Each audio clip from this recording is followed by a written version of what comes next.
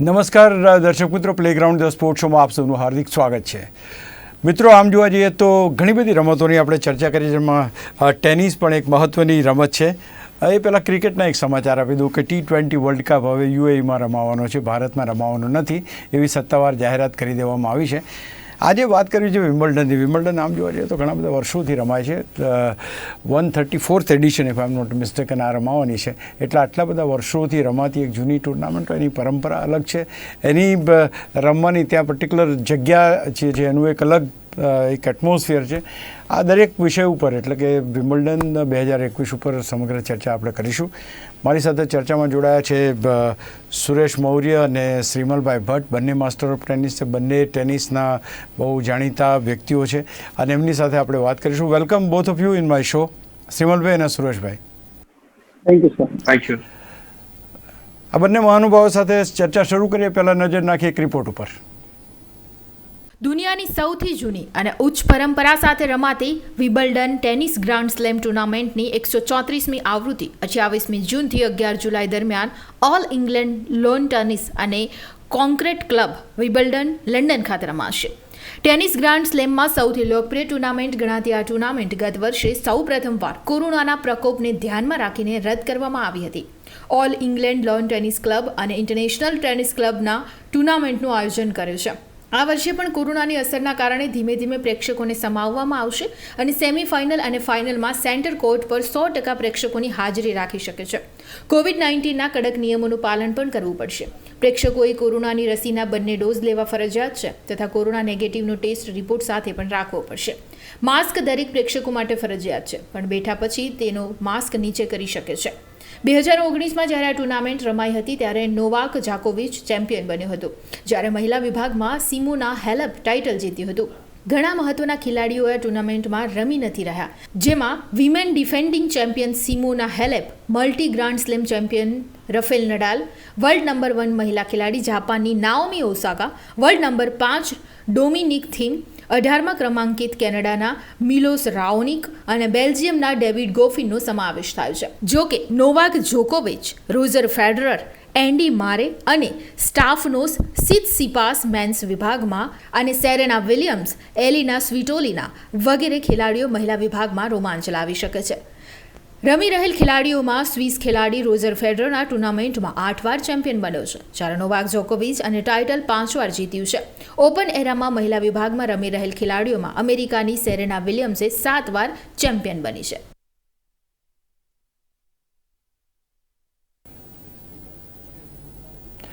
શ્રીમલભાઈ, સૌ પહેલાં તો તમારી પાસે હું આવીશ. એક વર્ષ પછી એટલે કે એક વર્ષનો ડ્રોપ લીધા પછી વિમ્બલ્ડન ફરી એકવાર સેન્ટર કોર્ટ ઉપર રમાશે. આઈ મીન વિમ્બલ્ડન શરૂ થવાની છે. આ એક વર્ષ જે પડ્યું એની કોઈ અસર ટુર્નામેન્ટ ઉપર પડશે, ખેલાડીઓ ઉપર પડશે, કે ઓવરઓલ જે કન્ટિન્યુટી આટલા બધા વર્ષોથી જળવાતી તેમાં ક્યાંક બ્રેક પડ્યો તો એની કોઈ અસરો જણાશે ખરી, શ્રીમલભાઈ?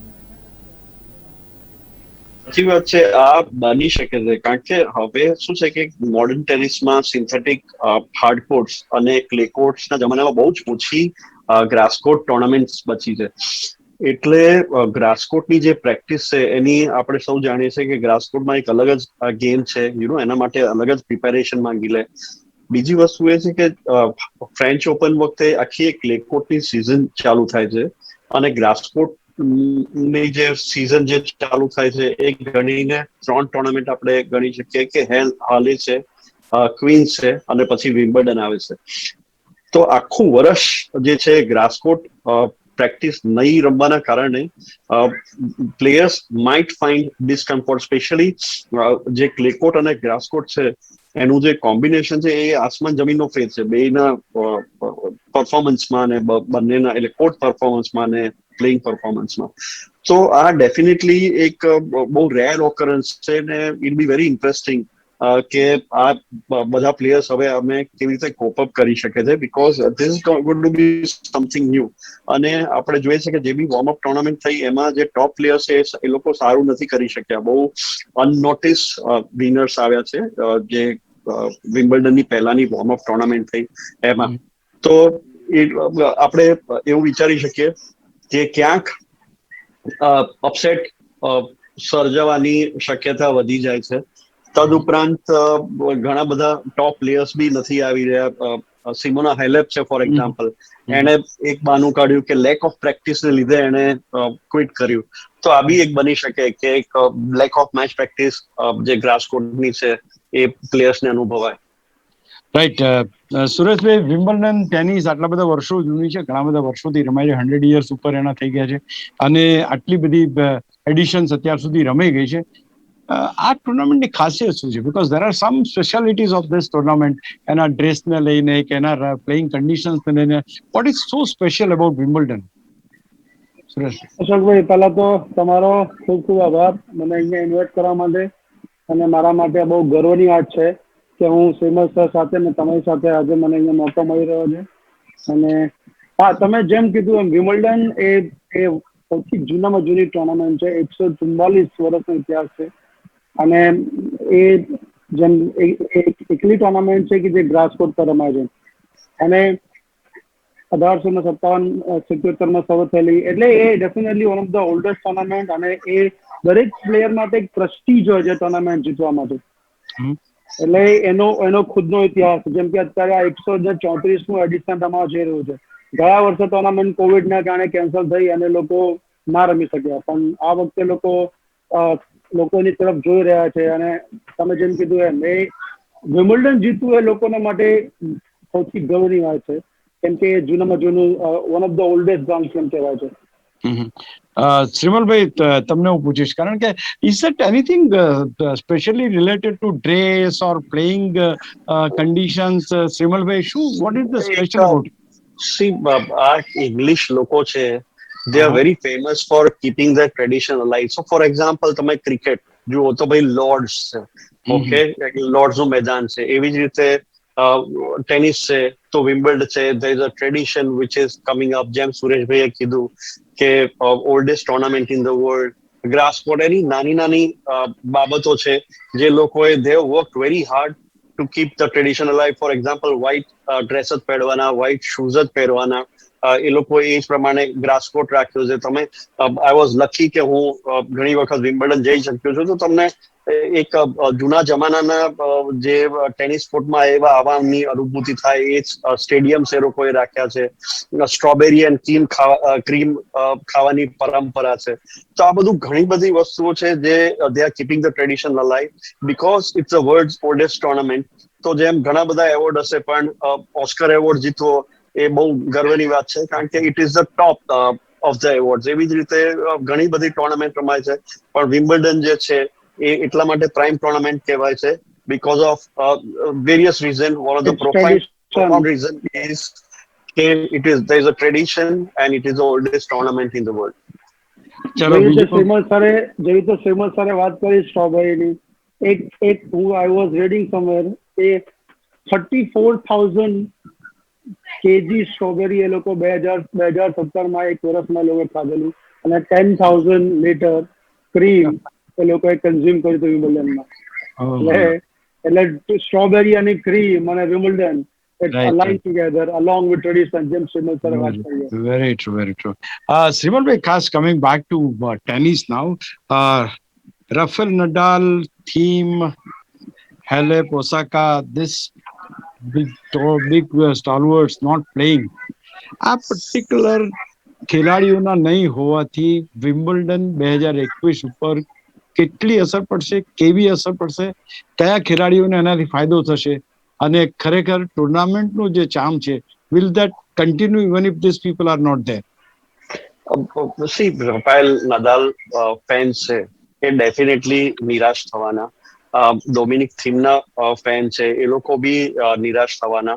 પણ ફેક્ચ્યુઅલી જોવા જઈએ, આપણે હકીકત જોવા જઈએ તો ના તો નદાલ કે થીમ એ લોકોને સ્ટ્રોંગ કન્ટેન્ડર ગણતા હતા વિમ્બલ્ડન જીતવા માટે. તો એટલો બધો ફરક નહીં પડે, કારણ કે અત્યારના all eyes are on couple of people. બધાની આંખો છે જોકોવિચ તરફ, કારણ કે સ્ટ્રોંગ કન્ટેન્ડર છે. બધા એની ગેમ જોઈ, અદભુત રમત હતી. French open, one of the best French opens ever. એવી જ રીતે બધાની નજર ફેડરર પર છે. ઘણા બધાનો માનીતો ખેલાડી છે અને બધા જાણે છે કે હવે આ છેલ્લા ફ્યુ યર્સ છે ને Wimbledon is his best chance. એવી જ રીતે સેરેના વિલિયમ્સમાં બી એવું છે કે Wimbledon is her best chance. હવે એના પછી ધીરે પ્લેયર્સ ઊંચા આવી રહ્યા છે. તો ઘણા બધાની ચલો આપણે જાણીએ છીએ કે આ ખેલાડીઓ નથી રમતા, પણ એ લોકો સ્ટ્રોંગ કન્ટેન્ડર નહોતા વિમ્બલ્ડન માટે મારા હિસાબે. Coming back to Naomi Osaka, I think she was the contender, no? I agree. Naomi Osaka was definitely the contender, પણ controversial reasons લીધે એને again retire થવાનું ઉચિત માન્યું. She's in depression and everything, right? પણ again I will say that yes, there are so many other players whom they can keep the eye on. And still, Wimbledon is going to be a very great Wimbledon because last year રમાઈ નહોતી. દર્શકો બહુ જ ઉત્સુક છે ગ્રાસકોટની game જોવા. બહુ જ ઓછી ગ્રાસકોટ ટોર્નામેન્ટ રમાય છે દુનિયામાં, તો આ ત્રણમાંથી એક છે. એટલે ઘણા બધા દર્શકો ઉત્સુક હશે, ચાહકો ઉત્સુક હશે અગેન વિમ્બલ્ડનને એક વર્ષના બ્રેક પછી જોવા માટે. તો મને નથી લાગતું કે યસ થોડો ઓફારીઓ ઓછા થાય, પણ જેમ ટોર્નામેન્ટ આગળ વધશે એમ એક્સાઇટમેન્ટ વધશે, પ્લેયરો સારા રમવા માંડશે. અગેન દર્શકો ફરીથી ટીવી પર જકડાઈને જોશે, અને આઈ એમ શ્યોર ધેટ એક વખત ટોર્નામેન્ટ આગળ ગયા પછી એટલો બધો ફરક નહીં પડે. ઓકે, સુરતભાઈ, રોજર ફેડરરના ગ્રુપમાં ખાસ કરીને મેદવેદેવ અને જ્વેરેવ જેવા ખેલાડીઓ છે, તો એને ટોચ ઉપર પહોંચવા માટે અથવા તો જો ફાઇનલ રમવી હોય તો એનો રસ્તો કેટલો ક્લિયર, કેટલો સારો, કે એને તો તકલીફો જ તકલીફો છે? સુરેશ, જેમ ફેમસ કહી રહ્યા છે કે રોજર ફેડરર એ બધા જે જૂના પ્લેયર છે they are more likely to win this tournament. અને મેડવેડેવ હમણાં જે ટુર્નામેન્ટ રિસન્ટલી જીત્યો છે એ નંબર 2 છે. મેડવેડેવ પાસે બી જો અગર આ ટુર્નામેન્ટ જીતે છે તો એ વર્લ્ડ નંબર 1 બનવાના, એની પાસે એક સારી એક વર્લ્ડ નંબર 1 બનશે જો આ ટુર્નામેન્ટ જીતે. અને સામે રોજર ફેડરરમાં બી રોજર ફેડરર ની સર્જરીના કારણે આપણે જોયું હતું એ ફ્રેન્ચ ઓપનમાંથી એને વિડ્રો કરવું પડ્યું ચાલુ મેચમાં. પછી હમણાં એક પ્રી વિમ્બલ્ડન પ્રેક્ટિસ મેચ જે રમાય છે એમાં પહેલા રાઉન્ડમાં હારેલો. એટલે અગેન ની સર્જરીના કારણે થોડું ડિફિકલ્ટ રહે છે, પણ again experience has is own value. એટલે આઈ એમ શ્યોર એ Roger Federer will come back with strong. એટલે ચાન્સીસ વધારે છે કે એ જીતે. જર્ની થોડી ડિફિકલ્ટ રહી શકે છે, પણ people call him GOAT. એટલે I'm sure he'll come back with some strong things, and eventually we will see him lifting this title. Shrimalbhai, આમાં yes, આની ઉપર એડ કરો, because why I am saying this, because તમે આજે if you are not in a good form, if you are really running with injuries and all that, અને પછી તમે એક યંગ અને એકદમ ચમકદાર ખેલાડી સાથે જો રમવાનું, તો does it make a bit of a difference? 100%. C, આપણે ડ્રો જોવા જઈએ જે હમણાં જ આવ્યો, એમાં હવે રોજર ફેડરર ક્વાર્ટર ફાઇનલ્સમાં મેડવેડેવ જોડે ટકરાશે. જો મેડવેડેવ પહોંચ્યો તો મેડવેડેવનું ફર્સ્ટ રાઉન્ડ છે જોનાથન સ્ટ્રફ જોડે છે. એ ખરેખર ખૂબ સારો પ્લેયર છે અને કેપેબલ છે મેડવેડેવને બીટ કરવા માટે. સેમીફાઇનલ જે છે રોજર ફેડરરની એ આવશે બેરેટીની જોડે. બેરેટીની ઓલરેડી ક્વીન્સ જીતી ચૂક્યો છે, હાઈ ઓન કોન્ફિડન્સ છે, ન્યૂ અપકમિંગ પ્લેયર છે. એની ગેમ જે છે એ ડેફિનેટલી એક શૂટ થાય છે ગ્રાસકોટને, બિગ સર્વર છે. તો આ બે એને જે સારા ખેલાડીઓનો સામનો કરવામાં આવશે. તો એનો ઇવન ક્લેકોર્ટમાં એને મેઇન ટુર્નામેન્ટમાં આવ્યો જ્યારે ફ્રેન્ચ ઓપનમાં, ત્યારે એને રિટાયર થઈ ગયો. એવી જ રીતે પ્રી વિમ્બલ્ડનની જે મેચ છે એમાં સેકન્ડ રાઉન્ડમાં હાર્યો. એનું પરફોર્મન્સ એટલું બધું સારું નથી રહ્યું. હાલાકી આપણે જાણીએ છીએ કે રોજર ફેડરર અદભુત ખેલાડી છે, એક્સપિરિયન્સથી ભરપૂર છે, પણ એક પીકિંગ જે પ્રોસેસ જે જોઈએ એ ફેડરરને એટલો બધો સારો મળ્યો નથી. આઉટ ઓફ મેચ પ્રેક્ટિસ છે, છેલ્લા એક વર્ષથી બહુ જૂજ મેચીસ રમ્યો છે, સ્પેશિયલી ગ્રાસકોટ તો રમાઈ જ નથી મેચીસ. એટલે it be interesting how is going two perform. પણ મારા હિસાબે રોજર ફેડરરને કપરા ચડાન આવશે. મેડવેડેવ નહીં, પણ બેરેટેનીને જ્યારે ફેસ કરશે સેમીફાઇનલમાં, ત્યારે it's going to be very tough for him, જો આવી જો ત્યાં સુધી પહોંચે તો. અરે બીજું ખાસ કરીને જોકોવિચને કેટલી તકલીફ છે? What about his group or his contenders? જોકોવિચનો બી પહેલો રાઉન્ડ જે છે એ ટફ છે, એટલો ઇઝી નથી. પણ જોકોવિચને સ્કોટ ડે પર આવે છે, પણ પછી એને કેવિન એન્ડરસન આવે છે, એ એને ડિફિકલ્ટ પડી શકે જોકોવિચને. આ કેવિન એન્ડરસન તકલીફ આપી શકે, બિગ સર્વર છે, ગ્રાસકોટમાં શૂટ થઈ શકે. બહુ જ ઓછા પ્લેયરો છે જે બેક ટુ બેક ફ્રેન્ચ અને વિમ્બલ્ડન જીતી શક્યા છે, કારણ કે ગેમ એડજસ્ટ કરવા માટે બહુ ટાઈમ નથી મળતો. He must have rested French Open પછી ગ્રાસકોટમાં again he'll have to adjust. So let us see how he performs. We all know કે એની સૌથી મોટી એની જે ક્ષમતા છે કે મેન્ટલી ટફ પ્લેયર તરીકે છે. મેચિસ 2 સેટ હાર્યા પછી બી એ મેચિસ કાઢી શકે છે. તો ઇટ બી વેરી ઇન્ટરેસ્ટિંગ. હું કહી શકું કે જોકોવિચ જે છે એ સ્ટ્રોંગેસ્ટ કન્ટેન્ડર છે આ વખતે વિમ્બલ્ડન જીતવા માટે. તો everybody will look forward to જોકોવિચ, અને જો જીતશે તો 20 ગ્રાન્ડ સ્લેમ ટાઇટલ ની બરોબરી કરશે 2 બીજા મહાન પ્લેયર નદાલ ને ફેડરર સાથે. તો જોકોવિચ માટે ખૂબ સારી તક છે આ વખતે. he is going to do the hat trick also, ને I think Yes, he is good. Yeah, આ વર્ષના બંને ટાઇટલ એ જ જીત્યો છે ને. yes. So it's going to be એને ડબલ ગ્રાન્ડ સ્લેમ જીતવાની બી ખૂબ સારી તક છે. રાઈટ. સુરેશભાઈ, વિમેન્સ ડ્રોની જો વાત કરીએ તો ઓસાકા નથી, સેરેના વિલિયમ્સ છે, બાર્ટી છે, બાર્બોરા છે, પ્લિસ્કોવા છે, સ્ટોલિના છે. લાગે છે કે કોઈ નવા ખેલાડી, કારણ કે એવું ઘણી વાર બન્યું છે કે ફ્રેન્ચ ઓપનમાં હમણાં આપણે જોયું હતું કે દરેક વર્ષે ચેમ્પિયનો બદલાય છે લેડીઝ ગ્રુપની અંદર, ખાસ કરીને સેરેના વિલિયમ્સ બીઇંગ ધેર. કોઈ બીજા કોઈ ખેલાડી ઉપર આવી શકશે કે Serena will be the main contender rather? એટલે તમે જેમ કહી રહ્યા છો એમ કે એ વુમેન્સમાં વિનર્સ બદલાતા રહે છે, અને એક વર્ષથી છેલ્લા લાસ્ટ યર કેમ કે ટુર્નામેન્ટ કેન્સલ થયેલી, જેમ શ્રીમલ સર કહી રહ્યા છે એમ લોકોને ગ્રાસ કોર્ટની પ્રેક્ટિસ ઓછી મળી છે. અને હમણાં જ સના વિલિયમ્સ એને બહુ ટાઈમથી એ ટુર્નામેન્ટ કોઈ રમી નથી અત્યારે, અને એને જ્યારે એને છોકરીને બર્થ આપ્યો એના પછી ખાસો ટાઈમથી નથી રમી.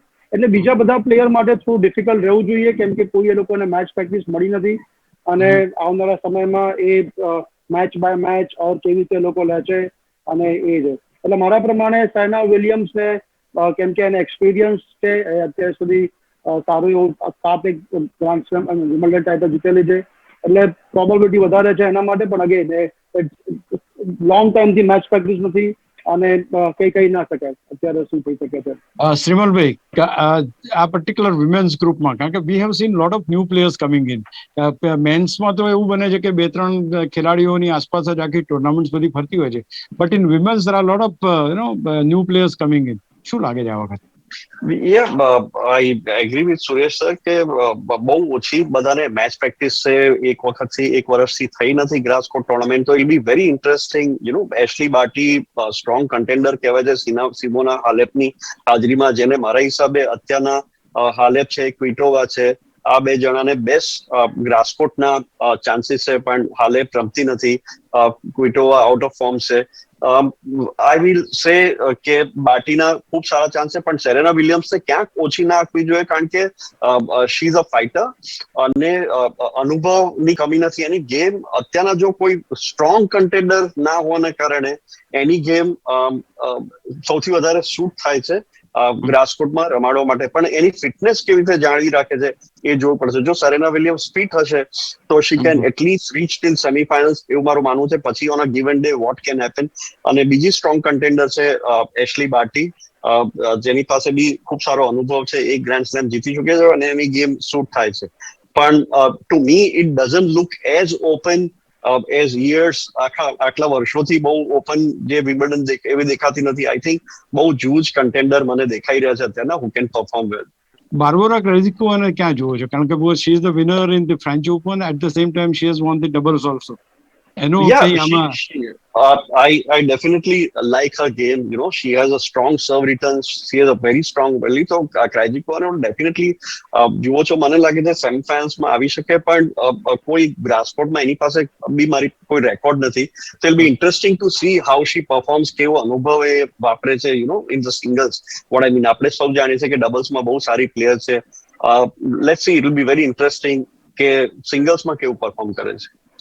ચાલો પહેલે તમને જો પૂછી લઉં, men's section, who will be the crown? કોણ પહેરશે તાજ? કારણ કે આપણે નોર્મલી આ સવાલ પૂછતા હોઈએ છીએ ઘણા બધા. એક વસ્તુ તો ચોક્કસ છે કે જે મેન્સના જે ટાઇટલ્સ છે મોટા ભાગે એવા જાણીતા ખેલાડીઓ જીતતા હોય છે એવું જોવામાં આવ્યું છે. Do you find any change in this? You feel that there can be bit of upset which can make top people go down? Yes, જોકોવિચ અને બેરેટીની મારા હિસાબે finalist. And why not other players? See, Djokovic, again, a fighter, excellent, extraordinary form at French Open. Berrettini, last tournament, જે Queens છે એનો winner છે. ઘણા બધા સારા પ્લેયરને હરાયો છે. Really good upcoming player. So these two will be the safe bet. ચલો Sureshbhai, women section ની અંદર, બીકોઝ હમણાં જ આપણે વાત તો થઈ તે છતાં who can win the title, આ છેલ્લામાં છેલ્લું એવું એ છે કારણ કે અહીંયા આગળ તમે જ્યારે ફાઇનલમાં જીતશે એવા ખેલાડીને મૂકતા હોય તો you to take into consideration એનો past record plus fitness plus કેટલી યુવા ખેલાડી અને એક્સપિરિયન્સ ખેલાડી, પ્લીઝ કોણ બની શકે છે? હું મારા પ્રમાણે અગર મારો ઓપિનિયન તમે જુઓ તો હું સાયના વિલિયમ્સને વધારે દાવેદાર ગણીશ, કેમ કે એનો જે એક્સપિરિયન્સ છે, એની જે ફાઇટિંગ સ્પિરિટ છે, એની જે ગેમ છે, અગ્રેસિવ બેઝલાઇન ને જે પાછળથી સારું અટેકિંગ મારી શકે છે, અને જેમ મેં પહેલા બી કીધેલું, અને એક્સપિરિયન્સ હે ઇટ્સ ઓન વેલ્યુ. એટલે મારા પ્રમાણે સાયના વિલિયમ્સ આ 2021 વિમ્બલ્ડન ચેમ્પિયન બનવી જોઈએ. અને પછી અગેન બીજા બધા પ્લેયરને બી કહી ના કહી શકાય, પણ કેમ કે વિમ્બલ્ડન છે, ગ્રાસ કોર્ટ છે, પ્રેક્ટિસ નથી, કઈ પણ થઈ શકે છે, પણ looking at the current situation અને એક્સપિરિયન્સ, સાયના વિલિયમ્સ કદાચ એનું 8th ટાઇટલ લિફ્ટ કરે. Right, Simalbhai, you wanted any other player to be there? Yes, I will say Ashley Barty ને આપી શકાય. સારો ડ્રો છે, ગેમ સૂટ થાય છે, અને ક્વિટોવા. સો આ બે પ્લેયર્સ બી જોઈ શકાય along with Serena Williams. It's not very, બે કે ત્રણ પ્લેયર્સ છે જે છે. હવે let's see who can come up well. I mean એક વર્ષથી રમાય છે તો ઇટ બી વેરી ઇન્ટરેસ્ટિંગ, પણ મને બહુ કન્ટેન્ડર્સ લાગતા નથી આ વર્ષે. I totally agree with Suresh sir કે સેરેના વિલિયમ્સ એક્સપિરિયન્સ હિસાબે એને અને બાર્ટીને હાઈએસ્ટ પ્રાયોરિટી આપી શકાય. સેમીફાઇનલમાં મળે છે બે જણા. Right, thank you Simalbhai, thank you Sureshbhai for joining me. બહુ મજા આવી તમારી સાથે વાત કરવાની. Thank you so much. Thank you. Thank you so much for having me. Thank you. તો દોસ્તો, આ વિમ્બલ્ડનની ચર્ચા, ખાસ કરીને ક્રિકેટ પણ ચાલી રહ્યું છે, એક બાજુ ફૂટબોલ પણ ચાલી રહ્યું છે, યુરો કપ પણ જોરદાર ચાલી રહ્યો છે, અને અત્યારે આપણે વિમ્બલ્ડનની ચર્ચા પણ કરી રહ્યા છીએ, એટલે કે વિમ્બલ્ડન પણ શરૂ થઈ ચૂક્યું છે. એટલે ક્યાંક ને ક્યાંક રમતો ફરી એકવાર આપણને જોવા મળી રહી છે. આ પ્રમાણે સળંગ રમતો જોવા મળે એવી આપણે આશા રાખીએ. Thank you.